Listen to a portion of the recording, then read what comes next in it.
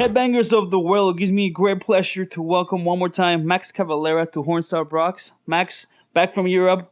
No album is around the corner, so man, let's update the fans on everything Soulfly. First and foremost, how are you? Good. I'm doing great. We had a great European tour, 5 weeks. We did some festivals with Slayer, Korn, Melakash.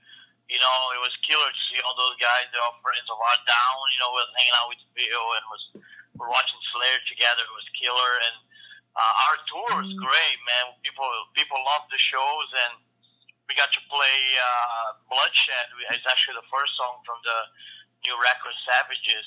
We got to play that because Igor sings on it, my son Igor, and Europeans really like it, man. You know, I think judging from the crowd reaction, I think they're gonna love the record, and I'm very excited for the album to drop. You know, we met a lot of the Nuclear Blast guys in Europe. They're very excited for the record. They love the record, and you know, everybody's really pumped up. And yeah, we just excited to wait for the dropping of the record. And of course, that's happening on October 4th, as you said, via Nuclear Blast Entertainment. And the album title is Savages. So why don't we talk about, your inspiration behind the title? The title of the album was actually inspired.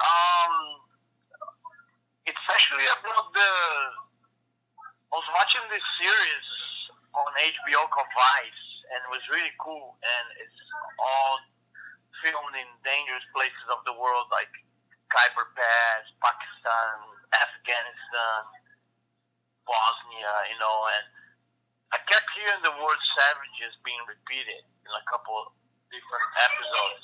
And I thought it would be a cool name for the record because I wanted to write about the state of mankind and the human condition right now as we live, and make the link between we claim to be so sophisticated and evolved, yeah, we're still killing each other and chopping heads off and blowing up marathons, and so we're still pretty much savages at our level. So I think the record refers, it's about that. It's about us being savages, no matter what, no matter how advanced we think we are in the future with the internet and everything, we're still behaving like savages.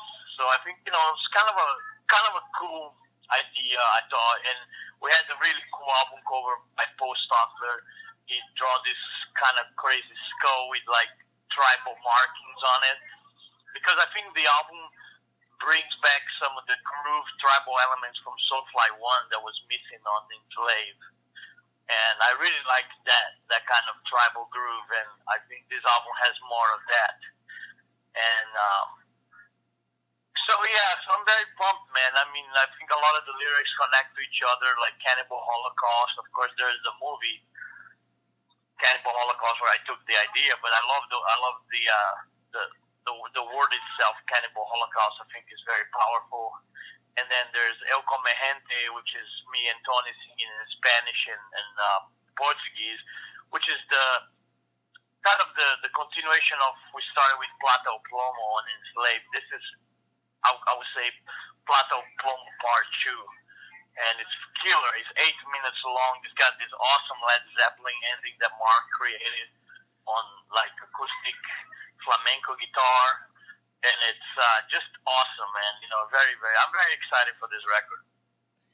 Hey, and you brought up some of the guest appearances. You have your son Igor. You have, of course, Tony in the band. Mark, of course, in the band. And you also have Mitch Harris from Napalm Death and Neil Fallon from Clutch. And how did those collaborations come about? Because, those are guys that are definitely... I know you're a big fan of those guys, but how were you able to kind of connect with those guys? Yeah, well, Igor was really killer because I just love his voice. He's got this killer punk rock voice and kind of remind me of old COC. And I was writing Bloodshed, and the chorus was really kind of punk and melodic. And I thought, maybe it would be a really cool if Igor sings in here. So I called him, and he went in the studio in Phoenix and did it. And it turned out great, and it was really cool having him on the chorus. And the other guest appearance was kind of just happened. I think Mitch just happened. It was not planned. He was in town with Napalm Death with Cannibal Corpse, and he came to the studio. had a day off next day. He was visiting, and I just like, dude, let's do fucking. I know you sing, in Napalm Death, he sings backing vocals. He's got a kick-ass voice. So I just gave him the mic and like, let's sing the song together. And it was just like that. He was like, all right, cool, and it was just completely spur of the moment, completely like not rehearsed, not prepared for it, but just went on and did it, and it turned out great. I love Mitch's voice.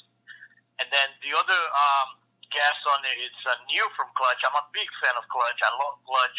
Sepultura took Clutch to Europe for the first time when they're first starting with their first record, and I used to go out and play a shotgun named Marcus with them. I always loved that song, and I always really wanted to work with Clutch and do kind of a metal country, I guess, song, because the riff that I started, Ayatollah or Rock and Roller, the main riff that starts the song is actually influenced by cowboy music, and I'd never done that before, and it was really weird. And I even played it in the studio. I showed Mark and Tony. I got this cowboy riff, man. Check it out. And I play, and they loved it. Like, oh, this is so cool, And then, we recorded. I put my lyrics on. We sent it to Neil. He couldn't come, unfortunately, because he was on tour. He only had 2 days to do this, and he was between tours. But he did it, and it sounds great. I love the speaking word that he does in the beginning. That blew me away, because I thought he was going to sing like the Clutch voice he always sings, but he actually did a spoken word on top of the cowboy riff, and it was just so killer. And it was awesome working with him.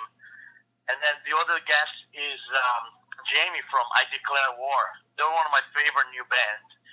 I'm a big fan of a lot of this new stuff that's coming out, like Man Must Die, Acacia Strain, Psychroptic, and a lot of I Declare War. A lot of this like real heavy, almost death metal kind of bands. And I called Jamie myself, and I got his number. I found from somebody got this number, so I called him and was like, dude, I'm a big fan of your band, and I would love to have you sing in a song called Fallen. He was very excited, because he's a fan, and he did it great, man. His vocals are so brutal, and I think Falling is the most death metal song on the album. It's almost like a Cannibal Corpse song could be, and I think that song comes from more of the Enslaved mentality, so it has a little bit of Enslaved in this new record which I think is really cool. I think that and Cannibal Holocaust are the 2 most death metal type songs on the album. But it was great having like all these guys, like Clutch and Napalm Death go back from the beginning of Sepultura. We play with those guys. Napalm Death was the New Titans on the Block tour. Clutch, we did the Fudge Tunnel Clutch Fear Factory tour, and I know those guys for a long time. So it was great working with them, and it was great working with Jamie from I Declare War, because that's a new generation that I'm in contact with, new bands that I love, and it's for me it's all part of it. Of course, and Max, you are about to go on tour here in the U.S., so why don't we update the fans on that bill and what they can expect this time around? Yeah, we're going to continue doing what we've been doing, which is the set list is a compilation of every Soulfly record.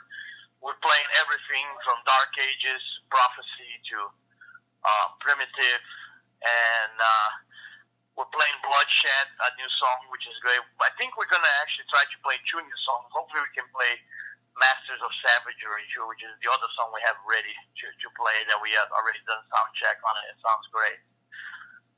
And we're going to do Reinventing with all the kids, and because that is, everybody on the stage together.